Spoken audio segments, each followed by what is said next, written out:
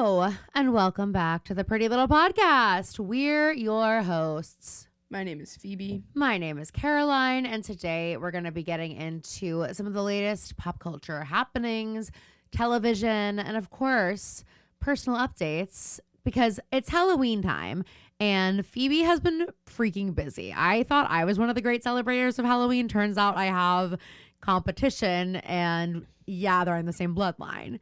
Phoebe. I wouldn't say that it's Okay. Caroline just put a curse on I me. just put a spell on you, actually, because you're coming for. Don't try and come for my job. I wouldn't say that I'm competing, because I think we kind of are doing different things. Like, you celebrate Halloween in like a way of like you do Halloween things. Mm-hmm. I just happened to this year. Normally, I don't really do costumes. I don't really. Yeah, I mean, I've never in your adult life seen you commit quite the way that you did this weekend. And like, yeah, I don't know what came over I me. don't even know that I've ever committed to the level that you committed this weekend. I don't think I've ever really done full body paint. There's like it's everywhere. I wasn't giving you a run for your money. I was giving Kelly a run for her money. Well, that's for sure. And you know what Kelly said when she saw the pictures? She was dying, and then she goes, okay, well, next time I'm going to go down there and do the paint job for her because it's a little streaky. I was like, well, I asked Phoebe, so anyone who's not... I ended up using a brush. Thank God. Anyone who's on the Patreon, I don't even know where to begin with what you get to see. They're on there. That's a good episode. Phoebe and I got on, and I was like kind of getting ready for a ghost tour, and Phoebe was like, well, since we're getting ready together, why don't I try out my swim cap, and we'll figure out the length of the pipe cleaners for my minion hairdo, of course. And so she comes in, puts the swim cap on cam. Of course, it's the video version on Patreon. She snaps it so hard on her own face that she said it was going to leave a bruise. And I just want to know, did it? It didn't, but what I will say is I think I probably have like permanent brain damage from wearing that all night. Oh my God. Like, I don't think you're meant to wear swim caps for that long. And when I took it off, wait, I'll show you. Okay.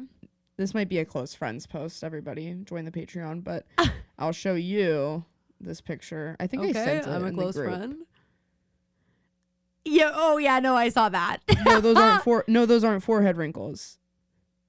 And I'm offended you even thought that. What? Those aren't forehead wrinkles. Those are the lines from the swim cap Phoebe, that have been. I did not say a word about forehead wrinkles.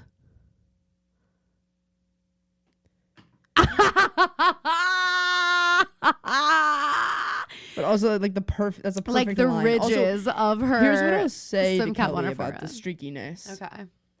And I forgot about this thing about yellow face paint is that it's kind of hard. It's a harder color. It's weird you forgot about that thing about it. Like the green last year, it's like such a dark color and so pigmented that it like no matter how you put it on, it was like you couldn't really see your skin tone. Yeah. Whereas the yellow was a little bit more translucent. I do think so like I had to do like lots of layers. But yeah. Also I got ready like.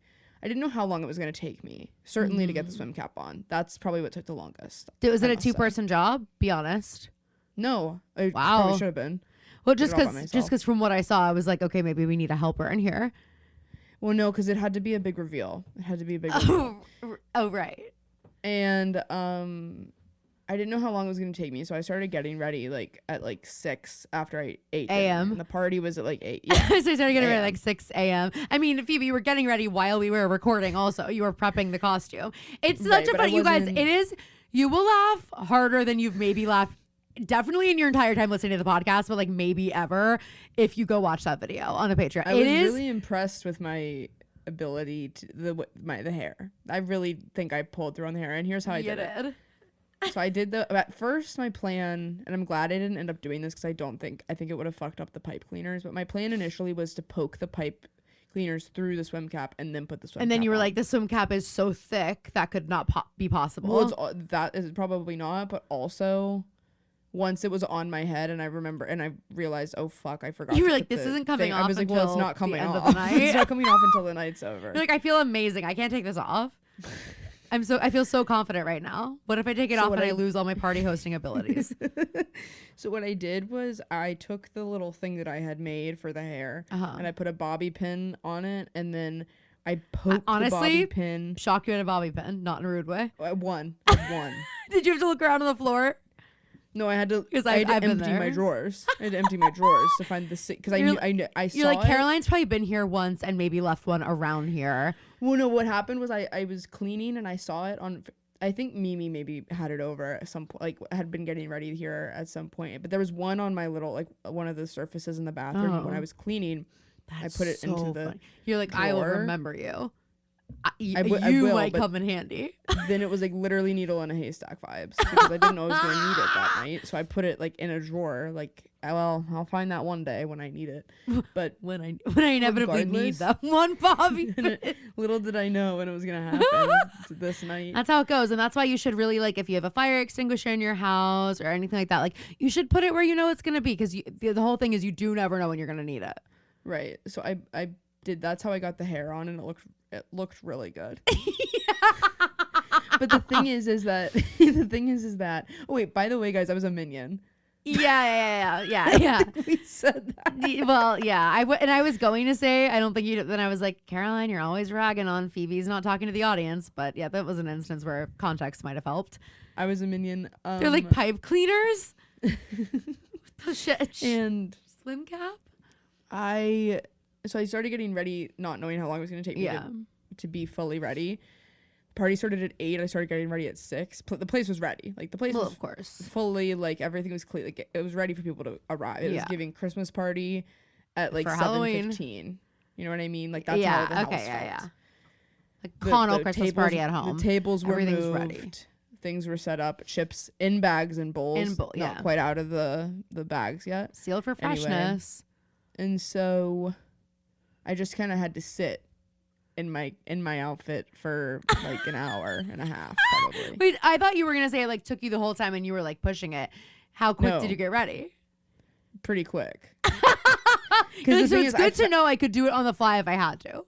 I found my favorite brand of body/face paint. It's the same brand I used when I was Alpha last year. It's really effective. And share it with the you class. Always like last year. I don't actually know the name of it, but it's on Amazon and it comes up every time I Google you should it. probably send a link so we can pin it, because hello. Right.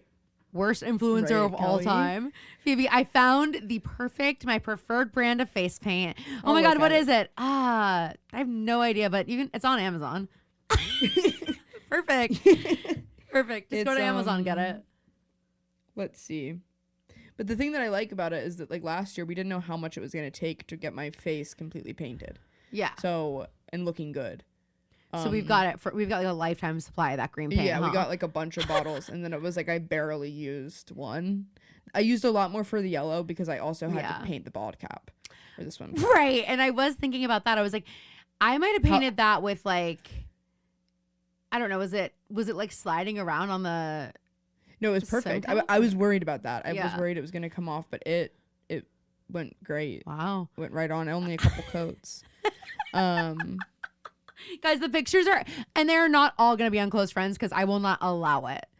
Okay, it's called Macaulay. Okay, and again, just send me that link. Your hand's shaking so much. Macaulay, I guess. Yeah, I don't know. Are you nervous? Your hand's trembling. No, I think it's just. Get away from me. Anyway. Just seasick looking at you holding up your phone on camera.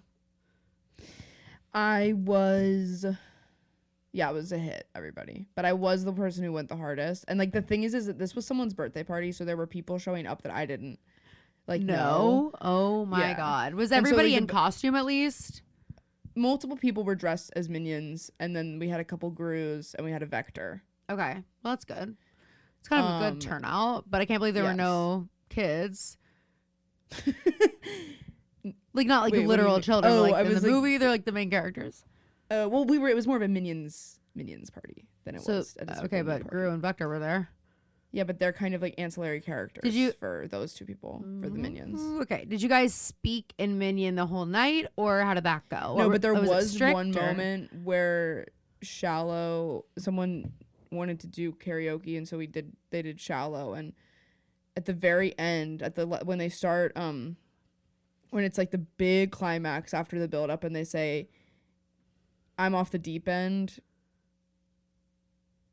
whatever. Yeah, at one point when they say Shallow, they both, without having rehearsed this, they both said below. And it was kind of an electric moment. Well, it sounds like it. What I will say is, like, there were times where I would open the door and, like, they didn't know that. They knew that this party was at their friend's apartment, but they didn't know who I was. They didn't know XYZ. Yeah. And so I opened the door dressed as I'm dressed, and I'm like, trying to be like Phoebe. Were you in overalls? Like, yeah. I got the costume. You didn't send a full body pic, and Mom. I know, because asked. it was actually like the least flattering thing I've ever. Who cares? We're your family. You can't send it to your family. Who can you send it to? It was like the legs were super long, so like the seam of the, I hate this word, the seam of the crotch like came down to like basically my knees. And so I had to do a couple alterations where I cut the legs a bit so they were uneven, but anyway, I had to cut. I should have cinched it a little bit, but anyway, I cut the legs, and then also it was like a Velcro thing with the overalls. Yeah. And so I had to. This was me. I was like, oh my God, I can do anything after the bobby pin revelation and after this. Wow, you're like, I could be a costumer on Broadway. It's giving like, quick change energy. I was like, oh my goodness, this is like, it's sagging. How can I fix this? And so I pulled the thing up and I was like, nothing some bits and bobs can't fix. Oh, nothing a bit of thread can't fix.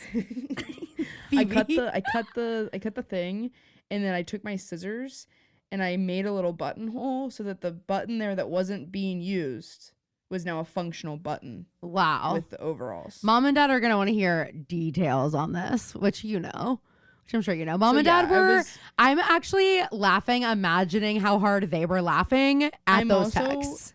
I'm also imagining Dad going up to Empire and showing my former boss, who has known me since I was 5 years old, that picture. Hence, he will not be surprised, and it won't be a big deal at all. He hasn't seen me in years. He's met you in every iteration, babe. Phoebe's doing just fine, actually. Yeah. He's like, oh, she's just how I remember her. Actually, that's exactly how I remember her. I was thinking, I was like, I haven't really celebrated Halloween like this in a while. However, as a kid, I kind of loved Halloween. Oh my God, yeah. Well, the energy is really special. Like trick-or-treating, I mean, there's nothing better. Getting booed, I just brought that back into somebody's head the other day. Like I said that we booed our neighbor, and they were like, oh my God, I forgot about being booed. It was like the most exciting thing that could happen to you. Like it literally was like the coolest thing in the world. I will never forget that feeling of being booed, and like just and then getting to make your own boo bags and go out and boo your friends, and like Mom driving us around, like just so cute. And then like all the different Halloween parties. We go to the Halloween parade. We go to the like Chartiers party dressed as one thing. And then like we'd have multiple costumes because Mom would want us to do one as like a family. And then we would be able to change and go with our friends and just like whatever. And Halloween is famously one of the first nights I really got drunk ever in sophomore year of high school. It's actually crazy to think about kids. How different our Halloweens were in high school. Well, sure. But also just like kids and like what they were doing. Like literally my friends and I had this whole plan. We were going to this Halloween party, which what was crazy is the kid who was throwing the Halloween party had gotten in trouble at the last party, which I don't remember what party it was. No, never mind. Sorry. This is what sparked it. Okay. So the Halloween party, we're all trick-or-treating with like, I'm not joking, like a water bottle that just has like straight vodka in it in our trick-or-treat bags. And we had sometimes I'm like, man, did I miss out in high school? And then you hear the story and you're like, not drinking. And then I'm like, this sounds terrible. Yeah. We had like miserable. One of our moms drop us off in that neighborhood so we could trick-or-treat in that neighborhood and then go to the party when we were done. And while we trick-or-treated, we would like drink out of this water bottle. And then we got there and I was Luna Lovegood, and it was I was once shit Luna Lovegood show for Halloween as well, because I had those awesome glasses and I got them for this. And I just remember this one kid got like fucked up at this party and he got in trouble, like in big trouble, and I think I was already gone when that happened. But then there were like all these kids who like helped him, and his parents took all of them to Benihana as like a thank you for taking care of our kid, but like it was like this like celebration, like he was there, and then they had him host the New Year's party to like be safer. And that was the first party that I ever called mom and said like gummy bear, said the code word, had her come pick me up, because it was like people were vomiting on the floor at that party. I was like, I do not need to be here, and I had her come get me. But like, can you imagine? It's just like how different, like our mom, if I had been the one to get like so sick at this party and get in trouble and like have the like, Caroline, you'd be in jail. I would be in jail. I don't know for what, but mom would be be like, try her as an adult, and then try her for murder. Like that's what would have happened if that had been me. They literally, I remember mom talking about the Benihana dinner, because like I had friends who there went. are some parents who pay off the cops to like get their kids out of trouble. Our mom is paying the cops to get us in trouble. They're like, would you mind just like riding them around in the police car with the sirens on and handcuffs? Yeah. Do you have any cold cases? We can pin it on one of them. My kids are honestly free. They're honestly available for whatever you need for the rest of their life. Yeah, for the rest of their life, because after this night, oh my God. I mean, I'm just like, it was such a crazy thing, but I just and then I remember going home and sleeping over at my friend's house, or going to my friend's house, sleeping over, and we all like slept at this huge pile because we were all drunk and we didn't know how to like be drunk. And then I woke up and so hungover, had to go walk to babysit. Oh my God. Had to walk from like the very back of the manor to our, whatever, Jesus to Christ. babysit. That's quite the walk of shame. I know. Oh, and I was also like, I had a costume, I think. Like I had my bag of candy from trick or treating. Coming from. I know. Oh my God. The worst part is I had braces, of course, and I was still missing teeth. So it's like, what? Who was I trying when to fool? she opens her mouth, it's like, wait, how old are you? This isn't what I was expecting. Yeah, exactly. So anyway, just a little Halloween anecdote for you all. Yeah, but like I went through in elementary school, my costumes were always pretty intense. I would go home for lunch to like put it on for the parade, and then my God.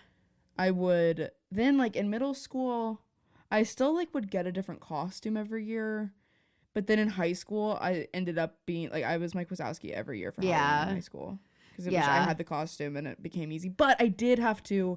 I'm forgetting this now. I was Mike Wazowski for like when I would be with my friends on Halloween, and it was a good thing to have that costume. But because of, and this is how I know Caroline and I had just radically different like experiences in high school, because I was in the marching band, so every like the Saturday before Halloween we would have the parade, and my section in the band like they took it really seriously, as they should. And Halloween's not really a joke. I didn't get to do it my senior year, which sucked because it was Wicked themed.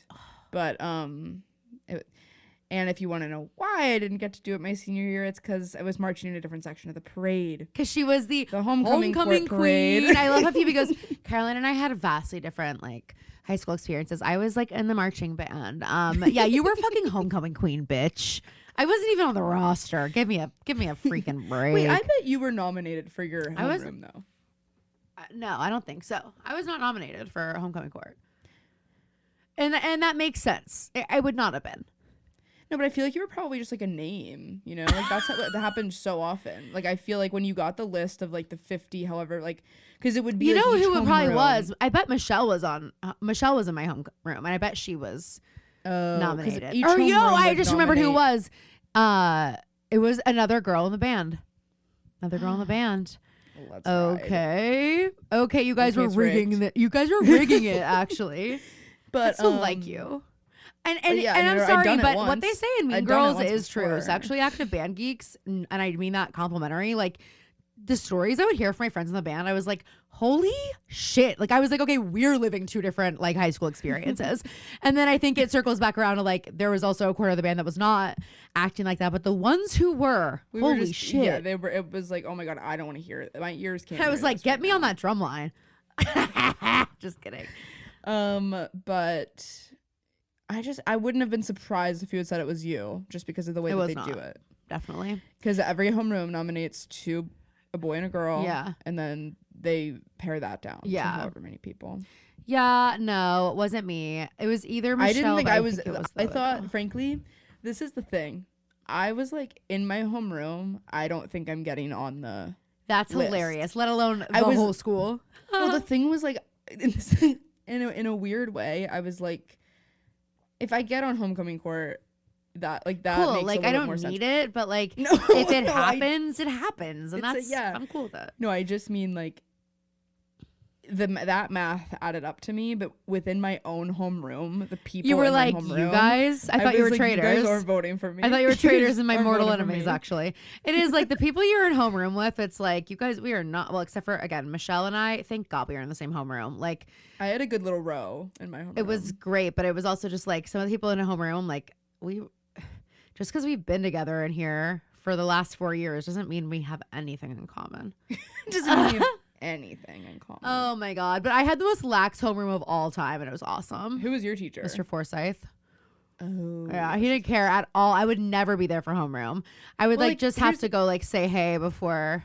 You would whatever. expect that from Mr. Diallo, but he was And low then key I like know. strict about it. It's always like honestly a shock. Like when certain teachers are like, wait, you're supposed to be cool, or like I think you should be cool, and then they're like really sticklers for certain rules. I'm just like, wait, what? Like be cool. This isn't Hey, be up. cool.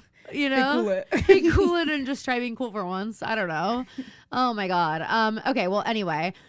I went to this cutie pie little fall festival yesterday, in the Strip, which was really fun. Me too. Let me show you this candle I got. Okay, cool. While I was there was this little dog shop with like dog bow ties and bandanas and stuff. And I did get Chuck a glow in the dark ghost bow tie because he needs to have that for Halloween. And there was an incredible dog who was running the show. It's her business, of course. And she was in a full rhinestone getup. Like, I'm not kidding you, Phoebe. Like I didn't look comfortable in any way. It was like giving life of a showgirl. Yeah, huge headpiece, like diamond rhinestone, big, like whatever. Just That's sitting awesome. on the bed. People are walking all around her. Like there are dogs everywhere. She's just like. She is completely unbothered. She's like, I'm at work. Like, I'm at work. I'm not here to socialize. I'm not here to like put on a show for any of you. I'm not at here to work. bark. I'm in uniform. Buy my things. And you know what? Fucking worked on me. Can't wait to put this bow tie on top. Maybe for me, the fall festival that we went to, that the dogs might have been the highlight. They were They were all in and also, costume. Caroline, I think Elvis is like trying to talk to me. Oh my God. But what is he saying? You know what I mean? That makes me stress. Like, what does he need to say No, to you? no, not in a bad, just like in a way of like he. Elvis, like, what do you need to say to us? Like in a wagon. Maybe he's trying to be like, I see that he's like, he got to heaven and he saw how some dogs on this earth are like treated. He's like, I see that some dogs are in wagons, not having to walk around. I didn't know that was really an option, bitch. And because I'm at this festival and I see, I mean, Mimi probably, my world stopped for a second. So there's this dog I've been walking that looks kind of like Elvis. Yeah. His face doesn't really look like Elvis, but in certain lights and like if I'm looking down at his head and petting him, it like is Elvis. In his spirit, but his of course. face is more of like a. Yeah. He's like a Shih Tzu Bichon or something like that. So his face is not purely Shih Tzu, but this dog, first of all, had some pounds on him, so already like looking more like Elvis. Hair graying, but clearly isn't gray. It was black and is turning gray. Face in the ears cut, just like Elvis. Oh my God. When Bubba's ears would get cut off. I literally gasped. Ugh. And just like that, he was gone. And oh my God, you blinked and he was gone. Mm-hmm. Life is But too anyway, short. that was the best part about the festival, seeing all the dogs and like their costumes. And, I know, like, it was all so their stuff. cute seeing all the dogs and their freaking. It was so sweet. And also here's one thing I want to say to Mount Lebanon. So we went down to Franklin for this. Okay. And Franklin is like one of the most gorgeous little towns ever. And they have free parking garages. They are clean. They have numbers on the outside that tell you how many spots are there. Wow. As you're going up, they have lights above each stall so that like there are no like hit. It's not like Wow. you think you're going to turn into a spot and then there's a Mini Cooper. Yeah. They're lights. And it's free. Wow. Well, And I'm like, Mount Lebanon, if you want people to use these parking garages so fucking badly, I know. just make them free. I know. Just make them free. I know. It's crazy. Stupid. Anyway, so what I got was, before we went into anthropology, because, you know, you just have to when you're down there. It's a 2-story anthropology. Oh my God. And it's just like, and I needed a new volcano candle, but before I bought that, I bought a local candle. Love. Called Hocus Pocus. Candles by a dad. Oh my God. Yes. Could you believe this? Listen to this, Caroline. They are a Murfreesboro company, and he makes them in his childhood bedroom. Wait, is that weird? No. Okay. I think that's sweet. I'm just wondering, like, if it was weird. And it smells so good. Oh my God, that's awesome. I love when you find a really good candle that you didn't previously know. And I'm sorry, that's heartwarming and cute. I didn't know if it was like weird, like, but whatever. It's not weird. I'm weird. Okay. And then I'm weird. I'm a weirdo. Okay. Do you ever see me without this stupid little hat on? I'm weird, Betty. Not like everyone else. I'm different. Okay, what is this? Ooh, I love the silver. I think I realized that Mimi doesn't know the lore of the volcano candles, and I have Mimi. to I'm like, in retrospect, I'm understanding that because I hope Mimi's not listening, because Mimi, I don't mean this in a mean way, but I need to explain to you why this is such a wonderful candle. But I saw her picking up each volcano candle thinking they all were different. Oh. You know what I mean? Yeah. We've all had that moment. Some of them are different, though. Yes. Well, I had this moment of going upstairs where all the holiday stuff is. And by the way, like the fucking nutcracker. Oh my God. Like they have these butter knife holders for a charcuterie, like a cheese knife or something. One is a golden nutcracker, and there are holes in his hands, and the knife goes in his hands like a staff. Oh my God, obsessed. And then they have a Rat King who also has you have to buy them separately. Of course, my God, but it would be a set. Oh my God, so cute. The Christmas stuff that they have out right now is like actually makes me sick to my stomach because you just want it so badly. I know. And then I've been looking for these volcano candles at this place. I never find them here. And then I see that there's a cabinet of them, and they're like in these beautiful greens. And I'm like, these are Christmas, but maybe I think they are still the right smell, and they weren't. They were Christmas smell. But it's a really good Christmas smell. So like, but I'm just not ready yet. I know, but I know. I had this exact conversation last year about Target, but I had this same experience again this year. For this Halloween party, I went to Target and I was like, I'm gonna get a couple fall candles because they have like so many cute little canisters for them. And I go.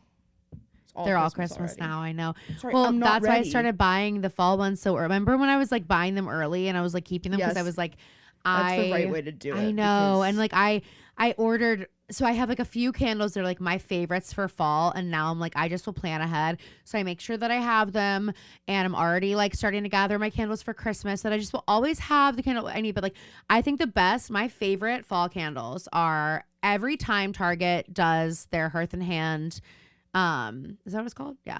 Line with Joanna Gaines. She will put out a fall candle that has the word harvest in the title. Get it. Whatever it is, it doesn't matter. I think it's all like a version of the same scent. This year it was Harvest Chestnut.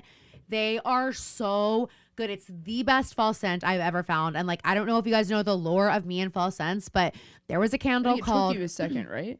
No, there was a candle that I found when I guess I had like just graduated college, maybe. No. Yes, I just graduated college, and I was in my phase where I was like still in my childhood bedroom, but I would love to go to Marshall's and like get a few little things to decorate my room. And I would get candles because I was finally allowed to have a candle in my room at 22 years old, living at home. Thank you, Mom and Dad. So I found this candle. It was from DW Home. Okay, it's at Marshall's, Home Goods, whatever. And it's called November Nights, and it was a black candle. And when I tell you, I mean, this was my first like true love affair with a scent other than the volcano candle, of course. I was like, there is not a better fall scent than this. Oh my God. I bought every single one that they had. And I started going to every Marshall's and TJ Maxx that I could to buy all of them in the vicinity. Because it was like a $7 candle. And, you know, once they're gone from there, they're gone. So I had so many of them. I had enough to last me through the next year. And I could not find them anywhere. I never found it again. I go to my friend's house one day. I'm like, what is this smell? Oh my God, what is it? Is this the November Nights? She was burning it. Yes. She'd done the same thing I did the year prior, bought a bunch of them so she could have them, also couldn't find them. So I go on this quest. I'm like looking everywhere I go where there's a TJ Maxx I haven't been in. I am in there. I am looking for the candle. I have now resorted to emailing DW Home and saying like, do you sell this under another name now? Is it out there somewhere? Where can I send me a link? I will buy it. I'll buy everything. Did they answer? They were like, we don't make the candle anymore. I start dating Anthony. Anthony and I go to the candle lab. I'm like, I just want to remake this candle, but like I can't remember enough exactly what it smells like. Anthony emails the DW Home people. He's like, I need you to tell me like the makeup of the November Nights candle. My girlfriend is really into it. So they send him what the scents were that were in the November Nights candle, and they were like, we have no plans to redo it, and like this is not an exact, like we don't know. So like we can never recreate it fully, and I will still like. I remember going on Instagram and being like, does anybody know where the November Nights DW Home Caroline candle did is? just brush over like one of the most like romantic gestures ever. Like she just like completely was like, yeah, Anthony did this thing and it actually didn't work that well. We're never gonna be able to recreate it. No. But I know that is. I mean, there are just so many things like that about him to say. But like, that is. My lord, that candle, that was like the first one. And so this so annoying Target Harvest whatever is like a dead ringer, I think, for that scent. Another one that I'd always loved was the Henry Bendel's chai candle. They don't make it anymore. Oh my god, Chloe and I were completely head over heels for that one. Of course, the volcano candle. I also love the Voluspa pumpkin spice latte. It's like a little bit sweeter, but it comes in a gorgeous glass canister. Always get that. I also like the bourbon vanilla from Voluspa. It's like a good like cozy scent. This one is cinnamon and pear. I've realized as I grow up, I don't like super sweet scents. Yeah. I like things that make the house smell kind of clean. That's why I love the volcano candle so much. It's I don't such a know good why scent. the fucking 6-ounce candle is $22. I know. But it's genuinely worth it. It's genuinely worth it. What I started doing was, because Mom last year for Christmas, or maybe, yeah, I think she got us the really big one last year. And when I burned that down, I just started putting new ones, smaller ones in it. Smart. Because I love the way it looks on my table. Yes. And if it's a little one in there and the flame is in it, it still looks like it's. And like, one thing I actually learned from Meg is like, if you are done with the candles, but there's still a little bit of wax in them, she will just like leave the canisters, like, because they're so pretty, but she'll leave them open and you'll still get a whiff of it when you walk by. Like you will still be able to smell it. It'll still make that like area smell like it, which is nice. Like it's a really high quality, like long lasting scent too. Because the thing is, there's a really good dupe for the volcano scent at TJ Maxx. It's the Storm candle. I think it's also DW Home. Storm. It is like almost a dead ringer, but it is not as powerful. The scent doesn't really linger as long. There was a candle at the Candles by Dad Yeah. that was like a Capri Island candle and Capri. And thank you for saying Capri. Yeah, like no, thank you so much for that. I was like, oh, that smells like the volcano candle, but it wasn't quite it. Oh, it's so good. Anyway, but what I was saying though about the green ones there is like, you know, even though you love volcano, if you're down, like it's a good, like it's an easy swap for December. Like just not ready yet. One of those. I did have intense, and they won't run out. I had intense cart jealousy as I was checking out with my 6-ounce candle. A girl next to me looks younger than me, so I'm already annoyed. Yeah. Because like, why are you? Whose card do you? Because no one's allowed to be younger. Well, that for sure. Yeah. Unless you're like 20 years younger, it's like totally. I'm the youngest person on earth. Yeah. No. Exactly. Unless you're a newborn.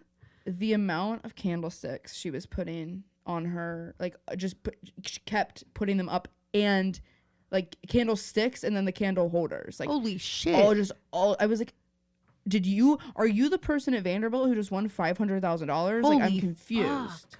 That's How crazy. are you affording this? And that's you look crazy. Younger than me. Here's another hack though for that. The sale room almost always has taper candles in there, and they're like I do. So do you think she got some of there? these were? I think some of them, but so a few of them were Christmas.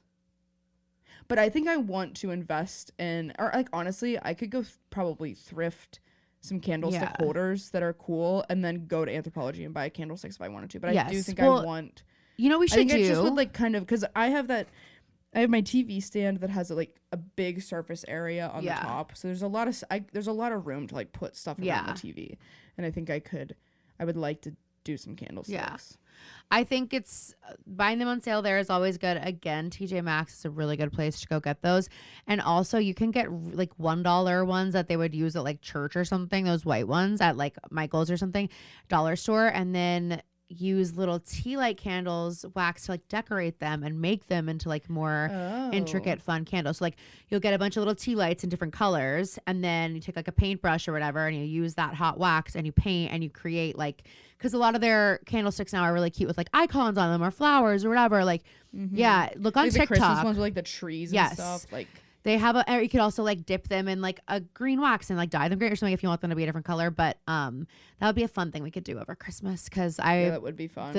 Look it up on TikTok. There are like a zillion how-tos on how to do it. So that's one hack. Oh my gosh! As Anne's girls start to get, obviously not yet, but as Anne's girls start to get older, cookie decorating turns into a candle decorating.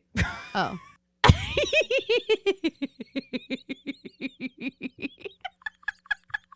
Anne's our old babysitter, by the way.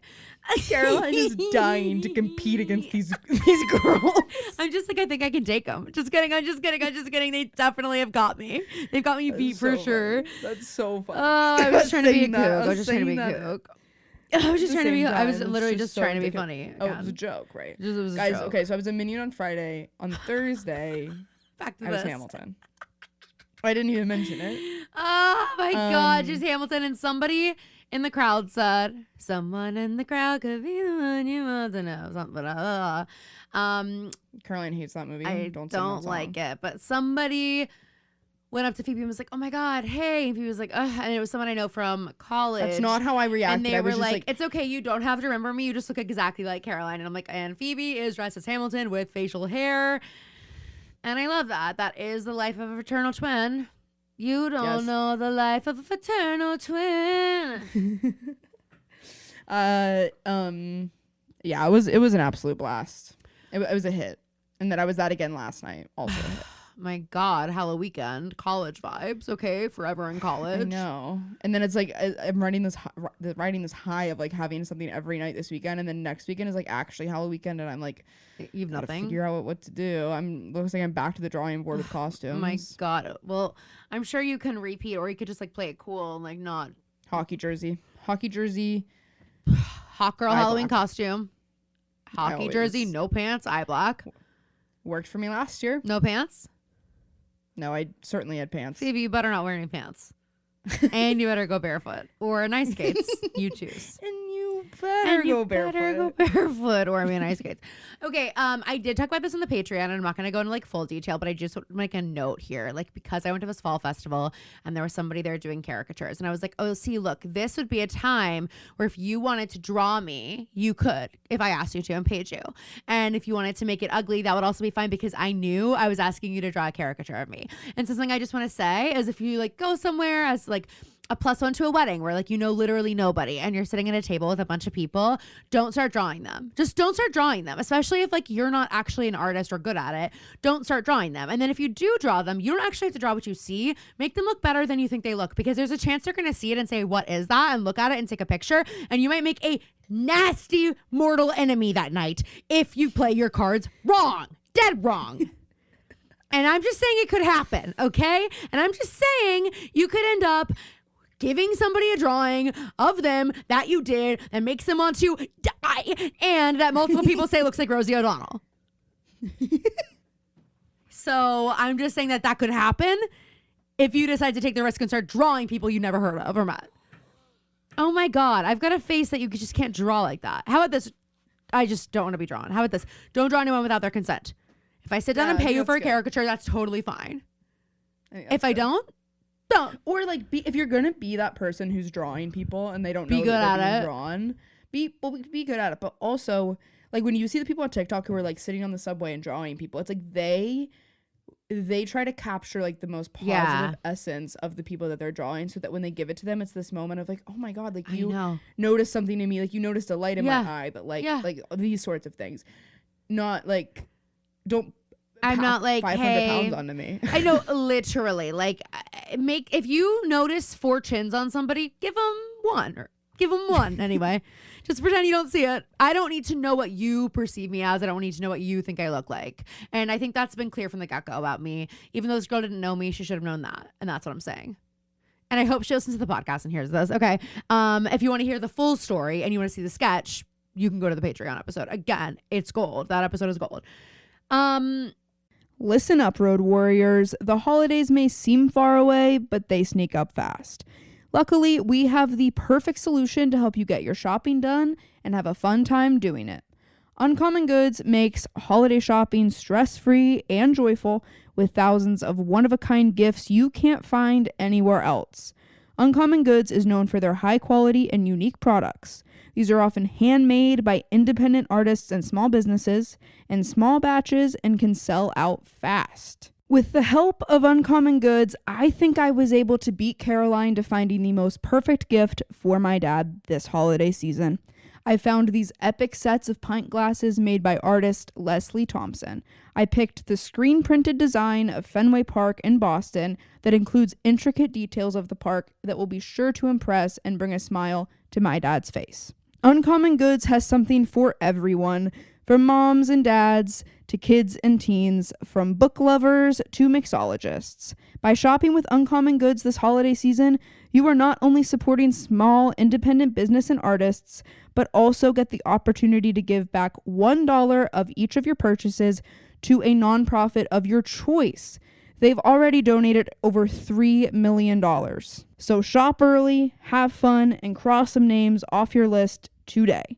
To get 15% off your next gift, go to uncommongoods.com/prettylittlepodcast. That's uncommongoods.com/prettylittlepodcast for 15% off. Don't miss out on this limited time offer. Uncommon Goods. We're all out of the ordinary. Hello, Road Warriors. As you know, I'm one of the great celebrators of Halloween. So when I suggest a spooky and spicy book in October, you gotta listen. It's called House of Rain by New York Times bestselling author Harley LaRue. We're both reading it. Place bets on who will finish first. And I can't believe how perfectly it ties into our girls. It's giving gothic horror, but with insane romance. So all you Arias out there are gonna love it. And it's also super spicy and romantic and spooky. So even if you're not an Aria, you're pretty much gonna freaking love it. We just started reading it, and Caroline texted me at 3 a.m. last night telling me she literally couldn't put it down. And I am dying to know Phoebe's thoughts because it's her first spicy book, and I think she's gonna be hooked. Phoebe, do you want to read the synopsis? Yeah. Gothic, sapphic romance meets supernatural suspense on a remote island in the Pacific Northwest. As a night of forbidden passion opens a Pandora's box of dangerous secrets and dark magic in this sinfully spicy standalone novel by New York Times bestselling TikTok sensation Harley LaRue. Sheesh. Obviously, we want you guys to read along with us, so you can get a copy of House of Rain by Harley LaRue wherever books are sold in print and ebook. And if you want to match us and get the gorgeous deluxe hardcover edition, it is available only for a limited time, so go grab yours before they're gone. Listen up, Road Warriors. I have got to tell you about this book I just finished, Guardian Demon by Aurora Asher. I truly didn't know a romance starring a demon hero could be so cozy. Okay, I actually did know that, but it's not a competition. Guys, Guardian Demon is the ultimate forbidden romance novel, but it still keeps it upbeat and fun, and it's giving major star-crossed lovers vibes, which we famously love. Totally. The grumpy sunshine trope is becoming one of my faves. I could not put this book down. My phone was literally on Do Not Disturb all weekend thanks to this New York Times bestseller. So if you want to be a well-read hottie like us, then grab your copy of Guardian Demon by Aurora Asher. It's available wherever books are sold in print and in ebook, but the Gorge Deluxe first printing is only available for a limited time. So run, don't walk. Okay, I have started watching season 2 of Nobody Wants This. I'm guessing you haven't started it yet because I haven't heard anything from you. You know, I haven't started it yet, and I actually didn't realize it was out yet. And I got home last night from the party, and I was like, I'm not in the right headspace. I know. No, that's a good way to look at it. I need to be sober, clear-minded. Yes, I agree, because I was a little bit nervous to start it because again, it was last season was so good, and I feel like I don't even know if they knew how good it was when they did it. And then it was just like, can they recreate this magic? You know what I mean? It's how I'm going to feel about season 2 of Overcompensating a little bit as well. Like I'm almost nervous to watch it. And so the first episode, I was like, okay, like the bar was just set so high. I wasn't immediately feeling it. I'm on episode 3 now. Okay, I'm bought in. I'm trying to savor it. It is funny as fuck. There is one line, and this isn't spoiling anything for you, but like someone is talking to Adam Brody's mom, and he's like, oh my God, like they're such a good couple. Like Joanne and Noah are such a good couple. They're so good together. Or they said they're so close together, connected. And the mom goes, and I have scissors. And then it's the credits. And you like think things are kind of okay right before that. She goes, and I have scissors. It just is like, I'm sorry. And the way that the sisters joke, like there's a moment where Kristen Bell like is going to get to write an email and the sister's like, oh my God, I love when you do this. Oh my God, it's been so long since you've written an email. Like, okay, start thinking like, oh, okay. They're just like, so, and she's like, okay, I know it needs to be perfect. Like, and she starts like writing the email, like, and they're just like so excited. It's just, they capture the sister dynamic and also the podcast dynamic so well, and then on top of it, it's also so fucking funny. And also Esther reminds me so much of Angie K from Salt Lake. Which one is Esther? She's married to she's married to Noah's brother, Adam Brody's brother, Sasha. Yes, okay. No, I think that's fair, and I can't wait to watch it. But now that you've brought Angie up, let's get into Salt Lake. Yeah. What I will say is I don't think I finished last week's episode. Okay. I got close, but I don't think I completely. But I've seen enough online that I'm not worried about any spoilers, whatever. Okay. But let's go back 2 weeks to what did they call it? They called it something so fucking funny. The clarity dinner? The wine tasting, but they had a name for it because the psychic was there. I don't know. It was like I don't know, but it was like it was similar to the clarity lunch, and like they had a name for it at the bottom of the screen. And oh my goodness, you guys, listen. I wasn't expecting this, and I'm still not on Lisa's side. I think she's acting insane. But what I will say is I'm shocked Angie is making me like I thought it was going to be like just so easy to take Angie's side on everything. The psychic wine tasting from hell? No, there was a name. Yeah, I can't think of what it was. Like, there was alliteration in there. I don't know. Anyway, if you guys know it, let me know. But anyway, yeah, Angie, I need you to open your ears and hear Mary speak, because Mary was right from the get-go. Yeah. Stop throwing shit. Your black cards, stop doing that. I know. You look just as bad, if not worse, than Lisa. Yeah, I think what makes her potentially look worse, and I'm hesitant to say that, but what does make it look that way is that we just have really come to expect it from Lisa. And like, so I think it's like, we don't want Angie to fall from grace. Like, she had to claw her way up. Lisa started at the top and she's never not been who she is. And so it's like, we expect it.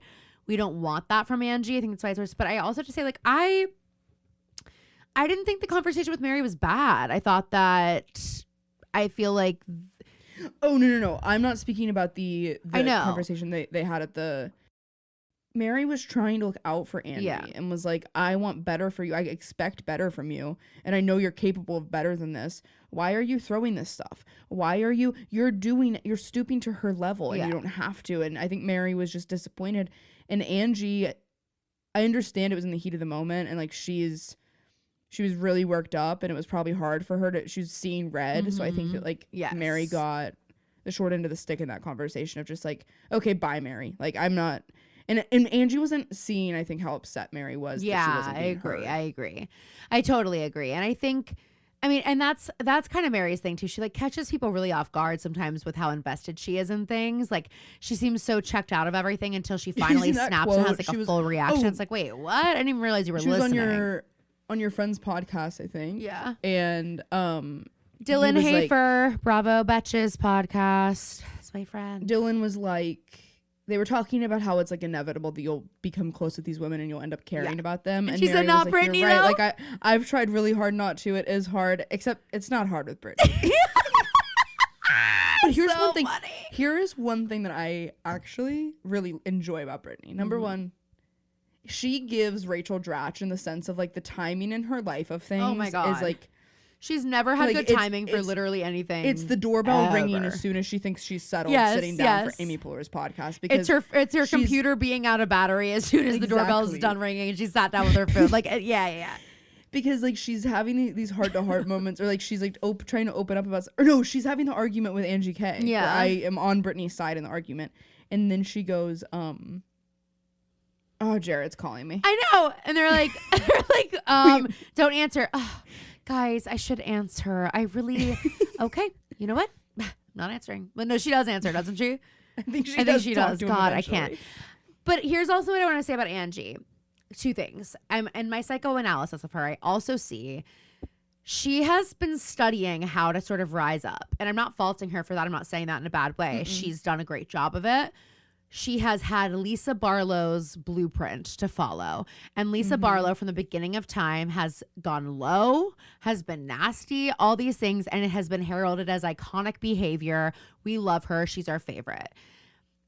Angie, I think, has been trying to follow suit. Now she's a lot bit more self-aware because she's trying to emulate that behavior. It's not just who she is, but it's like, okay, well, now you've established yourself as the icon. Now you need to be your own version of the icon, and not like, now it's not going to work for you to do what Lisa's thing is, because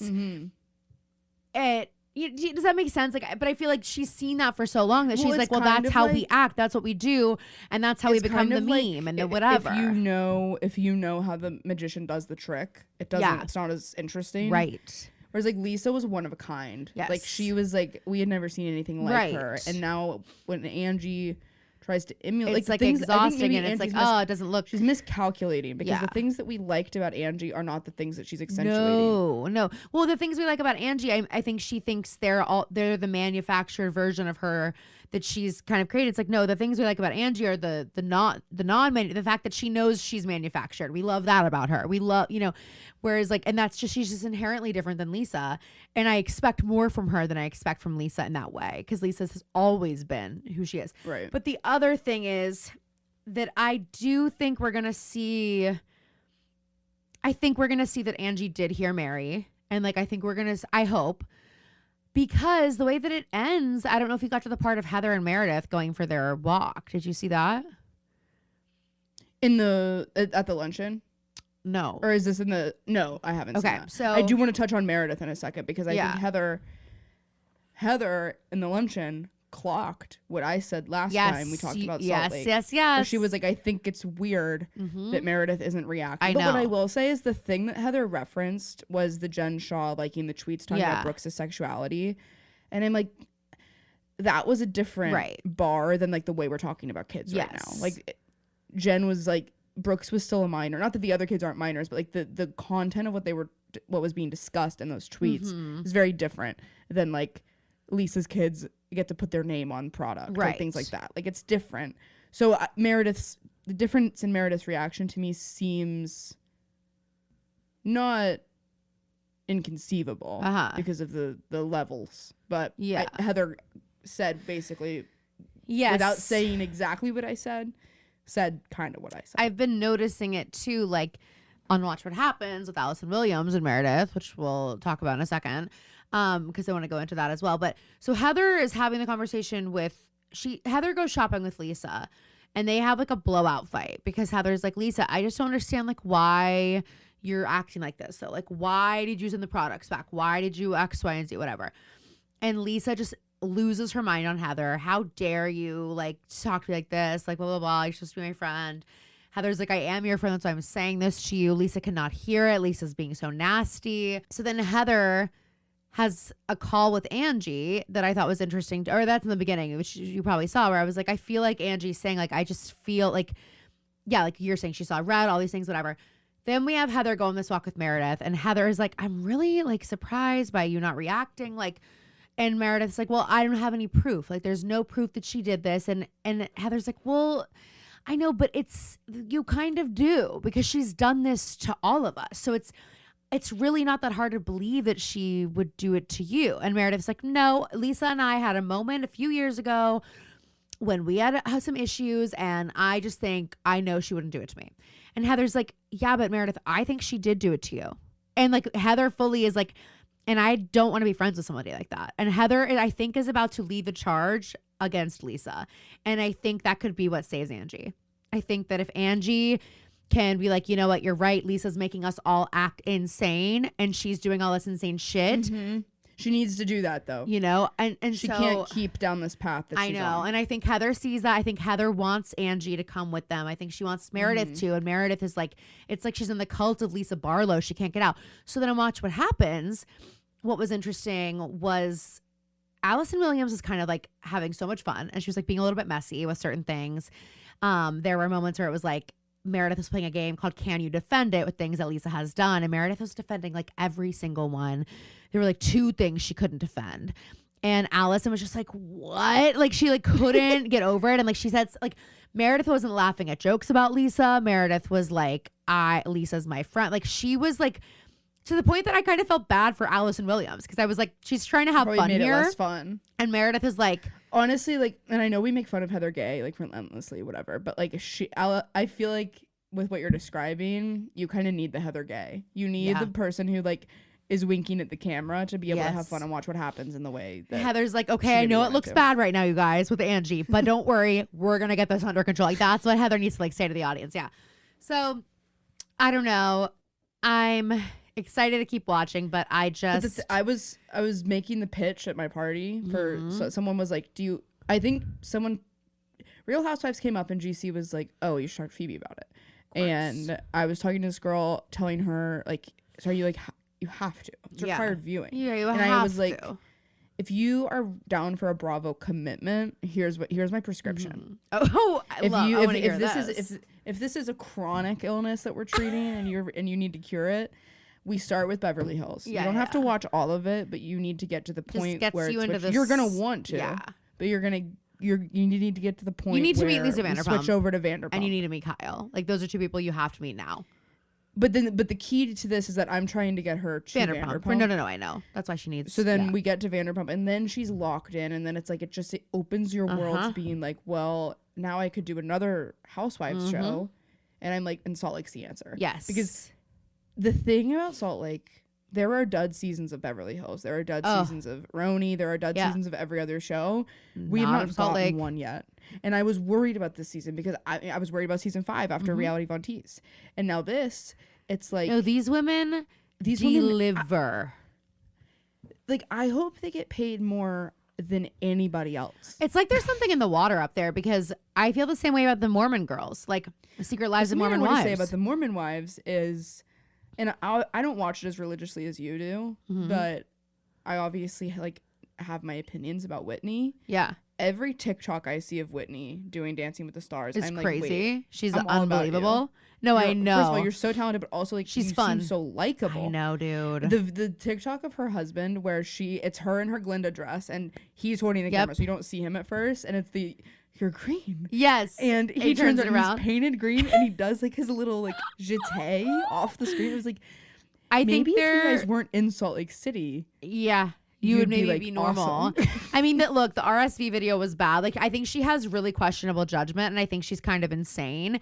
But I think that she's super funny, and I think that like if she wasn't in an environment with mom talk, like in it, like I think she's like maybe someone who's like addicted to this kind of attention in like a negative way. You know what I mean? Like, because I think that's a good point, because that's what that video was. Yeah, it was just like that's video. Like such a crazy thing to do, and you just are never doing that if you're not introduced to that world and what that did to you. But maybe at her core, like she's fun, because I'm like, you hear the girls say that too. They're like, Whitney's like fun, like, and then she'll just have a moment. She looks so good, like she really looks does. Incredible. Yeah, she does, and she can dance so well in a way that I never noticed before. Like on the show, I've never thought she was like her skin.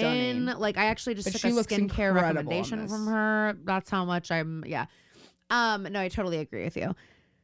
What was I just gonna say? I do think it's crazy. Taylor Frankie Paul is being so fucking messy, and I'm like, girl, you are about to be the Bachelorette. Don't you know you can't be acting like this? What if that's what they want though? I mean, it obviously is, but like have you seen the stuff? She's like fully like posted a video saying, oh, I just found out the girl in the middle slept with my baby daddy, and like now she's with him. But like this, like I'm not kidding you. Like and then she deleted it, but like everyone had already seen it and screenshotted it. So then that girl had to respond. Then Taylor had to respond to that. I'm like, this is our Bachelorette. If this show doesn't exist, if this world doesn't, if TikTok doesn't exist, these are just people that like you you're on Facebook, and there are people that you were friends with, like went to your high school, so you're friends on Facebook, and you're obsessed with their updates. And you're seeing Facebook, they're having arguments in Facebook comments. Like, that is what this girl in the middle. It's such a good point. Like, how did these people come? Like, before TikTok, we never would have known these people existed, but these people did exist. You know what I mean? Like, nevertheless, they existed. This stuff was happening.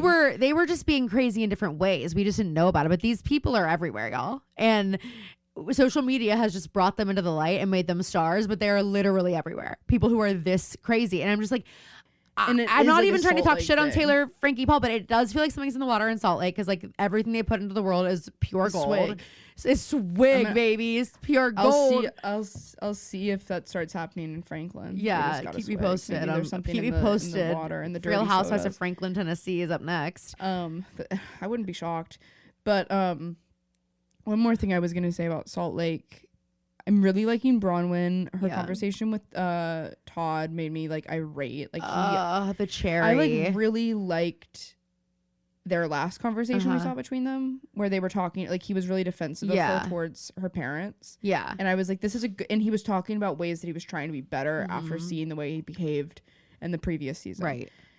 And then this just felt like a step back, this whole interaction. He was like, but maybe they were just in terrible, it was kind of giving the vibe of like, we like when your parents say they're gonna go do something and then they go, but they're in bad moods, but they said they were gonna do it, so they're like, no, we'll go get the ice cream, but they're like both like so annoyed with each other, so that like breeds this kind of conversation. It could have just been that. It's true. And I also think I liked that it felt like she could show him how disappointed she was in the moment, and like how she was like good at communicating. She's a great communicator, and the way that she got so emotional, and she was like, I don't want you. I just said this to you. We just had that conversation. Like, I'm like, I'm sorry, that's like a real thing. Like, I say it to Anthony 50 times a day, where I'm like, why did you do that? I just said to you not to do that, and you did it. Like, what just happened? And so like it's not always malicious, you know, but like the cherry thing was crazy. But then I was like, what's different here is that she's comfortable showing him how upset it made her. Whereas like if I felt like she really was, you know, Stockholm syndrome into this relationship, which let me tell you, I'm not saying that she's not with this guy because he makes her life easier, but I also think there is a love there. There would have to be. Like, I really do, especially the way that he takes care of her, and like the way that he does have her back on certain things. And like, it's just a type of relationship we're not used to seeing. And I think like, I don't know. But anyway, my point is, if she really was so scared of him, I don't think she's showing him how. I think she's brushing it off and laughing it off, and especially with cameras there, you know, but instead she's like, well, why did you do that? Like, she's okay with it looking imperfect in that moment. And then I felt like in the next scene we see him in, which was a little bit more of a serious scene, and I don't know if you've gotten there yet, I think he seemed a little bit better. Like, she shows up and he's already got the drink that she likes. He's like, I ordered you the drink you like, and like whatever. And I just feel like he's probably he hates that they're doing this. He hates it so much. I think that it's something that makes her feel like she's contributing in a way. You know what I mean? I think that it's like important for her to have. He hates it. It's her work. And let me tell you, if he wanted her to not be doing the show, I feel she wouldn't be doing it. Like, if he really was like, I make the decisions here, I would say he's in a position where he could do that. You know what I mean? And he's not. So it makes me think that like it's portrayed a certain way, and it probably is that way to a degree, but I don't get the sense that Bronwyn is like in a dangerously unhealthy relationship the way that some people seem to think that she is. I think they're probably two toxic people, and it probably is a little bit of a toxic relationship, and I think that's why they're on TV. And like a lot of mo money, mo problems. You know what they say? Totally. Like they say that. But yeah, this season. Oh, it's just rich. It's just so good. So good. And Brittany is killing me. Like Brittany, but that's another. I think I mentioned this in the episode of Pretty Little Liars. But in case we have people that for some reason just listen to the Tuesday episodes, that would be crazy. That's another moment with Angie. That interaction with Brittany that really bothered me, because Brittany wasn't being mean, and Brittany wasn't trying. Okay, and but I kind of saw it differently than you. I think Angie is always, when the cameras are up, she's ready to take that moment to start the moment. Yes. And I think that this was an instance where like she maybe there was a little bit of malice in what she was saying. I didn't read it that way, and if I had been Angie, I wouldn't have heard it that way. What I felt but like, Angie immediately jumped on it and made it a fight. I would have heard it more the way that Angie heard it than the way that you heard it, which I think is not a surprise to anyone.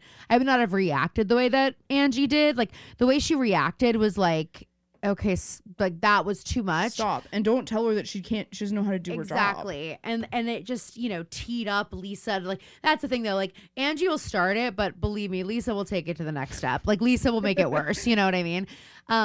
But I did feel like Brittany was so excited to be able to say in front of everybody. Like, if Brittany had good intentions, it would have been, I guess that's Angie, true. I really want to talk to Angie about her house. Like, blah, blah, blah. I just think, what if I looked at it and said it was like, Angie, oh my God, it's been listed for a long time. Like, Brittany, I do think is low-key dumb as rocks, but I also think that she knows what something like that is going to do to the person next to her who has all the richest zip codes in Utah memorized. You know what I mean? Like, Lisa Barlow's going to comment on, well, I know what it means when your house is on the market for that long. Brittany knows what that means. Brittany, I think she was excited to have a moment where she had the upper hand because that's her wheelhouse. And she could be like, look, Lisa, look, you want some backup? I'm here to like... That's how I feel about Brittany right now. So for me, if I were Angie, I would have read it that way. I would have been like, okay, you're being a bitch. For what reason? Stop. But I don't think I would have gone. I mean, I know that I wouldn't have acted the way Angie K did. Like, that's the thing. It's just like taken to such a crazy it felt degree. Like she but sat I down felt at like luncheon already, like on the defensive, seeing red, like just being. Well, she did, because the lone wolf thing had just. That is the other thing. Like, Lisa does this whole apology she does all these apologies, and then the next day she takes the lone wolf products out and is like, by the way, your store's so dusty, should I set my cleaner, blah blah blah. And now this is the lunch that Angie's going. So it's like, well, of course Angie went and ready for that, so did Lisa most likely. But I think that but Lisa doesn't, and this is another thing, Lisa's able to kind of keep her cool until she doesn't have to. Yeah, like, she didn't walk into that lunch. She was sitting at the end of the table, like with her legs crossed, like kind of chill until she didn't. No, I feel like need to be chill. Angie's like waiting for her cue. You know what I mean? And Lisa's like, I don't need a cue because this really is just how I am. Which again is why we hold Angie to a different standard, because we know that she knows what's going on. We know that she knows she's waiting for her cue, and that she's being filmed, and that she's And Lisa's like, I would be acting this way if there were cameras here or not. Like, this is who I am. I just want to take a moment. Paige DeSorbo got Botox. I am so glad that she told us this, because for so long she was like, not, everyone was like, Paige, have you gotten Botox? And she said no. And she was like, you guys will know when I do. And I was like, well, she's not sharing much with the gigglers these days, but she said it. Which salon are you trying to go? Or are you asking where on her face? Her forehead. You can already tell it looks great. I mean, she looked beautiful before. I don't know if I said this on here. I had noticed that she hadn't gotten it yet, and I was just like, she looks younger for not having it. Like, it makes her look more youthful, because we had this conversation at Lord. Okay, yeah. I think that I think her crow's feet. Yeah, I sound like such a bitch. But I think she left those. Nice. I think that they make her look beautiful. Yeah, like, I think that she's so stunning. Yeah, agree. And I think it's becoming I don't know, it's starting to look cheaper. It's starting to make people look older. It's going out of style. And I just think, put it off as long as you can, which, guys, by the way, is like, you could put it off forever. You don't need it. You never have to get it. But like, I think Paige is probably doing it. I don't expect Paige to be someone who's going to be like, I really don't either. What I will say is that something about Lisa, I don't think it looks good. It looks bad. I think that I think she's for all her faults, she's pretty honest. And her saying that she was like, I didn't get a facelift, but I got 4 threads or whatever in her face. 40 on each side. It's fucking crazy. And it's just like, it looks terrible. I believe you. Yeah. I mean, I don't know. I think she's a liar, but I believe her, I guess, about that. But I do think she lies about a lot of stuff. They all do. Like, they all do. But Paige, I think it looks great. I think, like, now that she has it, I'm like, okay, it looks amazing. I will definitely be someone who gets Botox. But you know, it's also nice that like she didn't do it when she was 25, that she waited until she's like, what, 34. I mean, again, it's still so young. She did not need to do it yet if she didn't want to. But I think in her industry also, like, it makes sense for her. Like she was like, it's not a matter of like if I'm gonna do it. Like she was like, I'm going to do it. And I will let you all know when I do, but I'm gonna wait as long as I can. And I did start to notice, I was just like, she looks younger because her face like is moving, like in her, I mean, like she had a lot of expression on her forehead. And you know what Allison Williams said? She said in an interview, and she was like, oh, I can't like move my face that much right now because I just got Botox. She said in between projects, she gets it so that her face can relax a little bit. Cause that's what it does. Just forces your face to relax. So she was like, when I'm acting, like I can't have it, but I get it between projects. I really like that perspective. Yeah. So that my face can Allison, relax. you could have just said Allison Williams said the exact opposite. And like she gets it all the time. Yeah. And I would have said, that's such a good perspective. Phoebe would have been like, okay, I'm in. I love that. Yeah, no, it was very funny. But okay, so the Louvre being robbed though has been kind of fun. What do you think it says about our society that every time there's a tragedy or a We're crime, like, hell yeah, they kind of come together? Yeah, no, I know. I mean, Well, did you see that they got caught today? I saw they arrested 2 people. Did they arrest everyone? I think there were 4. I thought there were 4 total. I didn't know if they were. Oh, okay. I think it's amazing. I mean, one, I'm like, Those things are gone. already? Oh, I don't know. I didn't read too much of the article yet, but they must be. But I'm they like, must have where? done.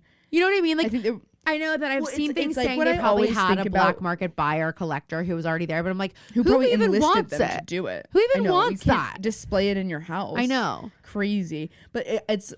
This is one of my favorite things Dad said about the Isabella Stewart Gardner Museum. That was we still don't have those things back. And if you guys are ever in Boston, that is an awesome museum to go to. First, there's awesome stuff there to see, but they still have. If you don't know the story, basically, this museum was robbed, and Rembrandt's only seascape is still missing. Crazy. And like, but where all the things were stolen from, they left the frames on the wall. Ugh. So like you can see, so it's ready. The museum is like ready for the stuff to come back Wow. if it ever were to. But basically Dad was like, the thing about the people that probably did this in Boston is like that Rembrandt seascape is probably on the wall of like someone's kitchen. Yeah. Like it's probably sitting in the garage somewhere. Yeah. In someone's Dorchester. Such a good house. point. Such a good point. But like, but the thing is, I think that We find out the Dad has idea it. around. We're like, It's in Dad, what's Gaga's this? house. We go to Gaga's house, like, guys, what's this? It's in the pool house. He's We're like, like, oh Chris, I my thought this was God. paid by numbers. But that robbery felt different than this one did. This one was like, this is a high class fucking heist. That one was more like, I mean, it's like, I'm sorry, but a heist like this too, where like, you know, to our knowledge, I mean, everyone was probably like, I'm not saying these people aren't criminals, but like no one was like hurt. Like, you know what I mean? Like, it's just like, and with the Now You See Me promo, it's like a hilarious little coincidence, but it is like just so crazy, like to think about the planning that went into this and how easy it was for them to do. and I also like low key the genius of doing it during like while right it was after open. doing it right In the after the work- Louvre 'cause it- opens, because you know everyone's preoccupied, everyone's down there, like it's Well, gonna take also, longer there's something about for them to get to you. I mean, the security probably loosens when the museum opens in a way of like, it's not, you're expecting the place to be robbed. well, that's what I'm saying. They have nothing to do, or they have stuff to do during the day. Like they're actually watching the people who are in the museum. And especially at 9:30 when it's just open, they're like letting everybody in, and they're dealing with the metal detectors of all that kind of shit. Which in the night patrol, so it's like it's also going to take you longer potentially to get to whatever alarms or whatever, because it's you're a like, testament. I don't know. It's a testament to, like, if you see someone in a workman's outfit, it's like, You don't have to trust them. well, that, but it's a funny thing about our world where We it's just trust like them? you just assume that like, there's- well, they know what they're doing. Maybe Yeah. they clean the jewels every so often. I know, it is crazy. It is crazy. But, Okay, maybe um, they're supposed to shatter the glass and take it out the way. I don't know. They're in uniform. They're in uniform. Exactly. Like, I'm not going to be the one to be like, hey, what are you doing? I don't know what maybe they're supposed to be doing that. Maybe this is like part of the Louvre. I don't want to insult them. Yeah. Like, Maybe this is an art installation in itself. I'm like, let's just let them go. I'm sure we'll figure out what that was all about. And then they're like out of there, the jewels. we find out there was someone in that Watching room the whole as thing. it I'm like, happened. And they're like, just don't. They don't even acknowledge them. They start walking around their Louvre. They're like, oh my God, when you go up to the third floor. Oh my God, let me know if they do the devised performance really for you cool too. Performance art. No, it's cool. It's really cool. I bet they're probably putting it back together. You should go next, actually, because I want to talk about it with you. It's so cool. And they go up there and they're like, oh my God, something horrible has happened here. But it is just like I'm crazy to think about. To me. Art robberies are so interesting. And this whole like just like world we know nothing about. What are the you black market? It's so wild. It's just like so wild to think people like that are out there. Like there literally are like villains in James Bond movies are out. The Isabella Stewart Gardner Museum. That's another like. What? Especially the Isabella Stewart Gardner Museum. Thinking about that, they stole like Rembrandt did so many different kinds of things that like maybe it's like, oh well, this could be anything. The seascape is like who is buying that? I know. That's the thing. And have it in your house. I'm like, you can't wear these necklaces. Napoleon's. You can't wear this pearl tiara, like whatever, like bonnet thing. You cannot. Because you can't display it in your house and be like, oh yeah, that's real, but also it's fake. Yeah. It's so interesting. Like I'm just like, what kind of collector even wants something like that? Also, like what a target to put on you. Okay, well, let's just dive in now to our rotations. You're on Dream. My Dream rotations, you, me, and the Road Warriors. Oh, we did it, everybody. Guys, if you have not listened yet, on Thursday we released part 2 of the Pretty Little Liars finale. Cannot believe we made it through the whole thing. Like I'm honestly blown away. I've been low-key on cloud 9. I got to meet a road warrior at the ghost tour on Friday. I was completely shocked. So shout out my girl Brie. It was I went in the bar to go to the bathroom. I come out, we're about to go. I see a beautiful girl in road warrior merch, in our Halloween merch. Insane. And I was like, I like stopped my tracks. I was like, oh my God. But then I was like, maybe I know this person. Like I think my thought was not that this was like someone who like listened. I was just like, and then I was like, hi. And she was like, oh my God, I'm so excited to meet you. And I was like, whoa, like what? And then I like had to go check people in. And then I heard her say she drove 5 hours to be there. I was like, oh my, for little old me, like, and the ghost of Pittsburgh, like what? And it was just like so fun. And honestly, I was like, it makes me so nervous because I'm like, oh my God, what if they are like, okay, so never doing that again? Like, can't believe that we wasted all that time in the car to do this or whatever. They were gonna do some like Mac Miller stuff the next day too, which is cool. But fun. But I was like, what a cool way. Like, I would totally do that to go see like, you know, a podcast host that I like had or Pat, like if they were doing like, because it's like, it's not just like a show where you're like watching them talk. You like get to actually like kind of hang out for a little bit and like whatever. And it's just like was so fun. And it was like such a special week for that to happen. I was just like in my feels and it was awesome. And I was like, you're coming for Gossip Girl, right? And she was like, yeah, and I've never watched it. So it makes me excited because I was like, we got this whole new world of jokes that have not been told yet and worlds that have not been created yet, which are going to be so excited to dive into. So anyway, yeah, if I were doing a dream rotation, mine would also be you, me, and the Road Warriors because I think we have something fucking awesome here. I'm so proud of us.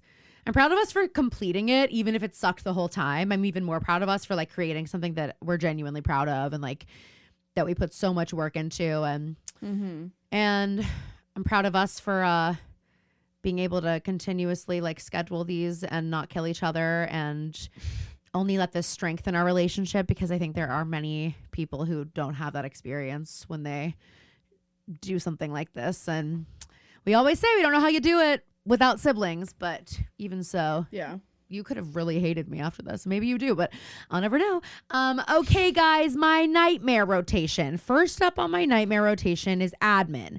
Oh my God, the amount of emails that like I need to answer. October's been a freaking movie. It's been a freaking whirlwind, and I hate admin. Like I don't want to open mail. I don't want to open emails. I don't want to have to go through and see all the texts that I didn't respond to that need a response. Like, and then by the time I sit down to respond to them, it's too late. So I have to schedule it to send. And it's just like, any planning of any sort, hate, any laundry, any unpacking or packing, hate that. Just that kind of making a grocery list, making recipes, figuring out dinner for the week, hate that. Unloading the dishwasher, hate that. Sometimes showering, washing my hair, total chore. Like I just admin in general and maybe, okay, as I'm saying it all out loud, it's like, well, Caroline, seasonal depression might be starting to creep in. These are all telltale signs. But So if you're feeling that way, you're not alone. It's also OCD Awareness Month, which I was going to put on my nightmare rotation because I keep seeing all these videos on my thing about it where like people are just like sharing their intrusive thoughts and compulsions and shit, which are making me laugh because like they're funny, but then it's also like, you know what I mean? You just see them and you're just like, yeah, okay. Right. Okay.